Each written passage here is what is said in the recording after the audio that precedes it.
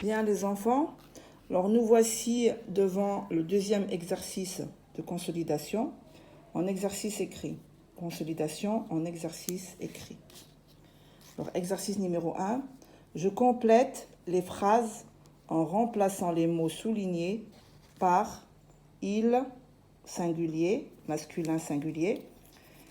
Il avec S, c'est le masculin pluriel.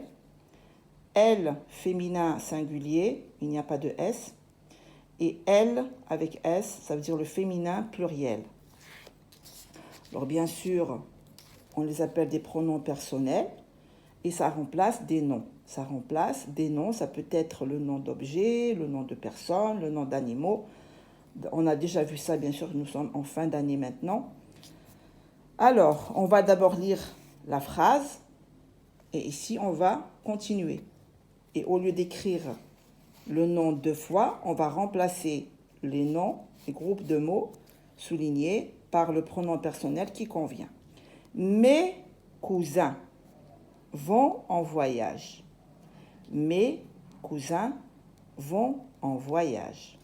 Alors ici, mes, c'est le pluriel, déjà, dire beaucoup. Cousin, c'est un nom masculin et pas féminin. Donc ici, c'est un nom masculin pluriel. Groupe de mots masculin pluriel. Groupe de noms masculin pluriel. D'accord? Mes cousins. Il va remplacer mes cousins. Mes cousins vont en voyage. Ils, alors là j'ai un point bien sûr. Je vais mettre la majuscule, début de la phrase. Ils prennent le train. Ça veut dire mes cousins. Mes cousins vont en voyage. Ils prennent le train. Mes copines, on est toujours au pluriel ici. Vous avez vu, mes copines sont très belles. Mes copines sont très belles. Donc ici, j'ai un nom féminin au pluriel. Copine, ça veut dire des amis, filles. Copine, pas copain, copine. Et donc, au pluriel, c'est le féminin pluriel. Voici le féminin pluriel. Je le reconnais grâce au S qu'il y a à la fin. Mes copines sont très belles. Je vais écrire ici elles. Bien sûr, en majuscule le E. ES. Elles portent de jolies robes. Là, vous voyez, on complète la phrase. Mes copines sont très belles. Elles portent de jolies robes. Le vélo roule vite. Alors bien sûr, nous avons ici un déterminant masculin singulier. Vélo, c'est un nom masculin. Et bien sûr ici, le nom est au masculin singulier. Il, sans le S. Je n'oublie jamais la majuscule aussi. Il. Là, on met un point parce que le point est très très loin. Donc le point, il est là. Vous avez vu le point, où est-ce qu'il est? Moi, je vais le mettre juste à côté de vite. Le vélo roule vite. Il est rapide. Il est rapide. C'est le vélo. Il remplace le vélo. Comme ça, on ne dit pas le vélo roule vite, le vélo est rapide. Mes copines sont très belles. Mes copines portent de jolies robes. Mes cousins vont en voyage. Mes cousins prennent le train. Donc, qu'est-ce qu'on fait? On remplace ce nom par un petit mot qu'on appelle un pronom personnel pour ne pas écrire le nom deux fois. La vache. Voilà, c'est très facile. Hein, quand on a ici des déterminants comme le, la, un, une, c'est très facile. Ici, on sait que la, c'est un déterminant féminin singulier. Vache, c'est un nom féminin singulier. La vache est dans le pré. Ici, féminin singulier, elle.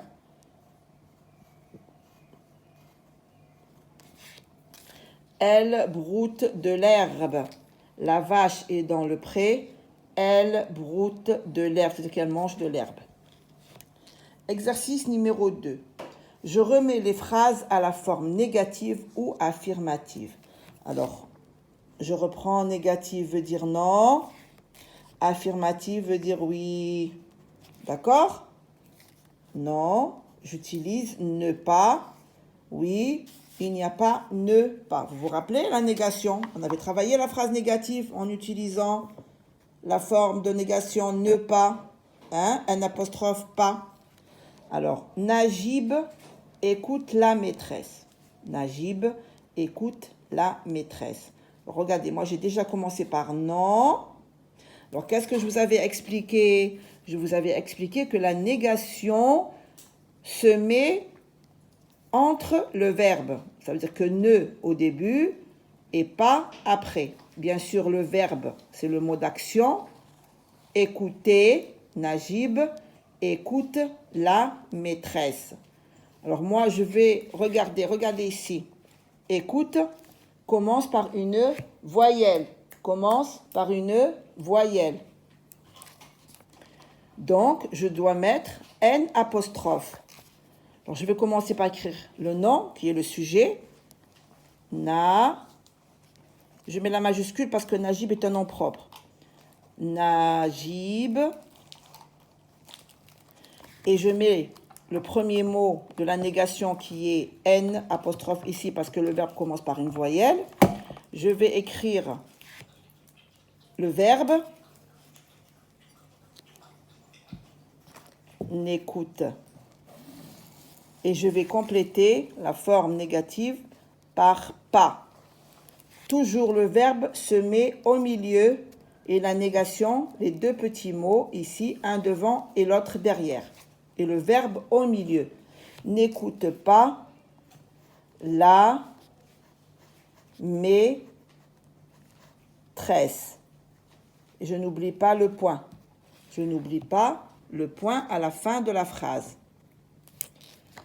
On va passer à la deuxième. La girafe ne mange pas les feuilles. Alors regardez ici. Là, j'ai déjà la phrase à la forme négative. J'ai une phrase négative ici. Vous avez vu à la forme négative. La girafe ne mange pas les feuilles. Alors c'est très facile ici. Là j'ai oui. Ça veut dire phrase affirmative. Alors qu'est-ce que je vais faire quand je vais réécrire la phrase? Je vais enlever la forme négative. Celle-là. Ne pas. Ne pas. Et je vais réécrire ma phrase. Sauf que ici, là, ne va pas commencer par une majuscule. Pourquoi? Parce qu'on a déjà oui. La phrase commence déjà par oui.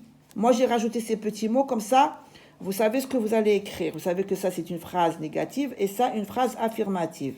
Donc, je vais commencer ma phrase par la girafe, bien sûr. Et je ne vais pas écrire ces deux petits mots. Je ne vais pas les écrire. Je vais écrire directement mange. Parce que c'est une phrase affirmative qui veut dire oui. Oui, la girafe mange. Et je ne vais pas écrire pas et je ne vais pas écrire ne. Les feuilles. Ça veut dire oui. Elle mange les feuilles. Et bien sûr, j'oublie pas le point à la fin. Le train entre dans la gare. Le train entre dans la gare. Alors d'abord, je vais chercher le verbe, le mot d'action. Ça, c'est le sujet. Le train, c'est le nom qui fait l'action. Qui fait l'action, c'est cet objet. C'est le train. Alors, que fait le train? Le train entre. Le train entre. Voilà mon verbe. Ça, c'est mon verbe. Quand je trouve le verbe, c'est très facile d'écrire une phrase négative. Je mets la négation ne devant, pas derrière. Alors, je vais commencer par écrire le nom, le sujet. Je ne mets pas de majuscule parce que j'ai le mot non devant. Le train. Alors, avant d'écrire le verbe, je vais commencer par écrire la négation. Alors, je vais mettre ici N apostrophe. Je ne vais pas mettre ne parce que ici aussi, mon verbe commence par une voyelle. Je ne peux pas mettre ici E, d'accord? Je vais mettre ici entre, le verbe, n'entre. Et je vais mettre, je complète ici la négation pas, N apostrophe pas. Le train n'entre pas. Et je termine ma phrase normalement dans la gare. Écoutez les enfants, c'est très facile. Vous ne changez rien. Quand il y a non dans la phrase, ça veut dire que vous allez m'écrire la phrase négative. Quand vous allez voir oui, ça veut dire que vous allez enlever ne et pas et réécrire la phrase sans la négation. C'est tout. Et quand vous allez savoir que le verbe, par exemple, c'est écoute ou chante ou danse, c'est très facile. Vous mettez ne devant, pas derrière. Si le verbe commence par une voyelle, vous ne mettez pas ne, vous mettez un apostrophe. Vous écrivez le verbe et vous écrivez pas après le verbe et vous continuez votre phrase normalement. D'accord? Vous ne changez rien, sauf vous rajoutez ou vous enlevez. D'accord les enfants? Bien. Alors on va passer à l'exercice 3. Je relis chaque mot à son contraire. Alors là, on a déjà vu ça. Alors là, on va lire d'abord les mots. Bien sûr, vous allez utiliser une règle ici, d'accord? Moi, je n'ai pas comment faire, mais vous travaillez avec la règle. Le contraire, c'est le mot qui dit le contraire, l'inverse du mot. Vous allez voir, vous avez déjà travaillé ça. Je relis chaque mot à son contraire. Alors d'abord, on va lire les mots. Petit, sur, blanc, poli. Noir, impoli, grand, sous. Alors c'est très facile. Alors quand je suis petit, le contraire, je suis grand. Eh bien, je vais prendre ma règle et je vais relier à grand. Avec la règle, s'il vous plaît, d'accord? Moi, je n'ai pas comment faire. J'ai les deux mains occupées. Sur, alors si l'objet est sur la table, le contraire, où est-ce qu'il est? Il est sous la table, sous la chaise, sous le lit. Voilà, sous, ça c'est le contraire. Alors quand tout est blanc, le contraire c'est noir. Ça c'est très facile les enfants.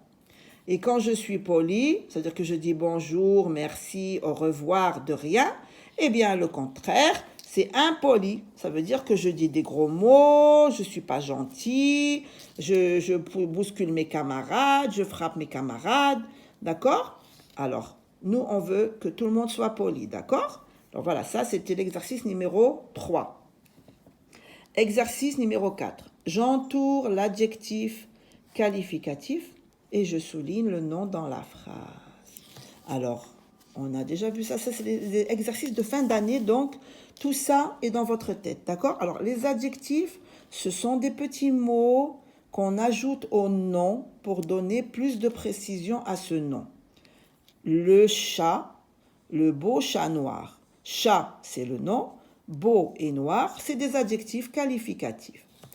Alors maintenant, je vais lire la phrase et en même temps, je vais expliquer. La petite souris blanche court dans le grand jardin vert. D'accord? Alors, déjà, on va chercher les noms. Les noms, je répète encore une fois, c'est quand je peux mettre un ou une devant le mot. Et quand je le lis, il est correct. Alors, si moi je dis ici un petit, c'est correct? Ou une petite quoi? Non. Et un nom, c'est le nom d'une personne, le nom d'un animal ou le nom d'un objet. D'accord? Alors ici, on a un animal, c'est souris. Donc, la souris, ça c'est correct. C'est le nom. Alors, qu'est-ce qu'on me dit ici? Souligne le nom. Alors, on va souligner souris. Et on va voir, est-ce qu'on nous a donné des adjectifs qui nous montrent comment est la souris? Bien oui, regardez, la petite blanche. Petite blanche. Comment est la souris? Ça veut dire qu'on nous a rajouté des adjectifs qualificatifs pour nous montrer comment est la souris. Elle est petite, elle n'est pas grosse, elle n'est pas grande, elle est petite. Donc, on va entourer l'adjectif petite et de la couleur de la souris blanche. Alors ça, ce sont des adjectifs qui nous donnent des précisions au nom de souris. Alors, la petite souris blanche court. Faites attention. Court, ce n'est pas un nom, ce n'est pas un adjectif, c'est un verbe. C'est le verbe courir. L'action que fait la souris. Ça, c'est l'action que fait la souris. C'est le verbe. Donc, on ne le touche pas. La petite souris blanche court dans le grand jardin vert. Le nom ici, c'est l'endroit. Jardin. Jardin. Le jardin. Un jardin. Donc, c'est correct. Je ne vais pas dire un grand ou un vert. Un vert quoi? Ça, c'est le vert. Ce n'est pas le vert où je bois. Ça, c'est la couleur vert. D'accord? Donc, jardin, c'est le nom. C'est le nom d'un endroit. Et comment est le jardin? Eh bien, le jardin est grand, l'adjectif, et il est vert, la couleur vert. D'accord? Eh bien, voilà. Alors, ça, c'est le nom et les deux adjectifs. Souris et les deux adjectifs. Le nom et les adjectifs. Comment est la souris? Elle est petite et elle est blanche. Comment est le jardin? Il est grand et il est vert. Court, c'est un verbe. D'accord? Bien. Alors, je vais tourner la feuille et je vais faire une autre vidéo.